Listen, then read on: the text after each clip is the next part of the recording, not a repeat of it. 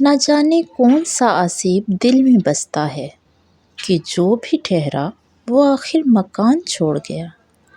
وہ مجھ کو چھوڑ کر جس آدمی کے پاس گیا، برابری کا بھی ہوتا تو صبر آ جاتا۔ اس کے یوں ترک محبت کا سبب ہوگا کوئی، جی نہیں یہ مانتا وہ بے وفا پہلے سے تھا۔ ہستی اپنی احباب کی سی ہے، یہ خواہش سراب کی سی ہے۔ حسن تھا تیرا بہت عالم فریب، خط کے آنے پر بھی ایک عالم رہا۔ وفا کی کون سی منزل پہ اس نے چھوڑا تھا کہ وہ تو یاد ہمیں بھول کر بھی آتا ہے۔ اس نے مجھے دراصل کبھی چاہا ہی نہیں تھا، خود کو دے کر یہ بھی دھوکا دیکھ لیا ہے۔ رات کو سوتے وقت ضرور سوچا کریں کہ میرا مقصد حیات کیا تھا اور مجھے کن کاموں نے تھکا دیا۔ پسندیدہ شخص کے تلخ جملے انسان کو قتل کرنے کی صلاحیت رکھتے ہیں۔ مطلب کی کشتی پر سوار لوگ بہت جلد مخلص لوگوں سے بچھڑ جاتے ہیں۔ دل سے اترے تمام لوگوں میں ہائے تو بھی شمار ہوتا ہے۔ چیخ سنی دروازوں کی جیسے مت جا کہتے ہوں، ہم چپکے سے دبے پاؤں تیری کہانی سے نکل جائیں گے۔ تم نے نصیب پہ چھوڑا مجھے، میں مقافات پہ بات ختم کرتی ہوں۔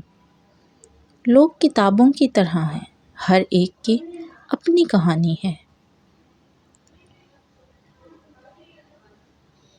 ورنہ اتنی دیر میں جھگڑا ہو جاتا ہم دونوں میں، وہ تو سارے رستے میں ہم نصرت کو سنتے آئے ہیں۔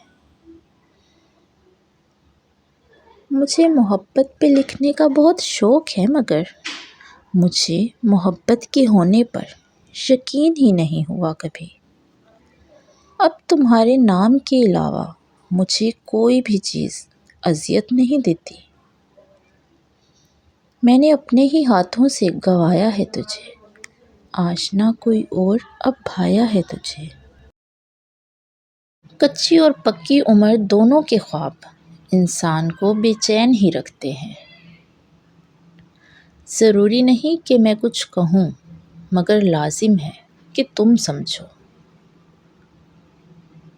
عمروں کے مطابق جیا کرو، یہ جو تم جوانی میں بڑھاپا طاری کر کے پھرتے ہو، سوچو بڑھاپے میں کدھر جاؤ گے؟ والدین کے نوکر بن جاؤ، اللہ تعالیٰ تمہیں دنیا کا بادشاہ بنا دے گا۔ انسان دونوں معاملات میں بے بس ہے، دکھ سے بھاگ نہیں سکتا اور خوشی کو خرید نہیں سکتا۔ وہ لوگ اکثر بدل جاتے ہیں جنہیں حد سے زیادہ وقت اور عزت دی جائے۔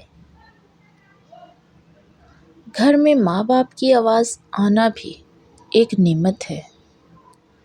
پرواہ کرنے والے ڈھونڈیے، استعمال کرنے والے تو آپ کو خود ڈھونڈ لیں گے۔ عربی کی ایک خوبصورت کہاوت ہے، آپ جب چاہے دور تو جا سکتے ہو، لیکن جب چاہو قریب نہیں آ سکتے۔ عذاب یہ بھی کسی اور پر نہیں آیا کہ ایک عمر چلے اور گھر بھی نہیں آیا۔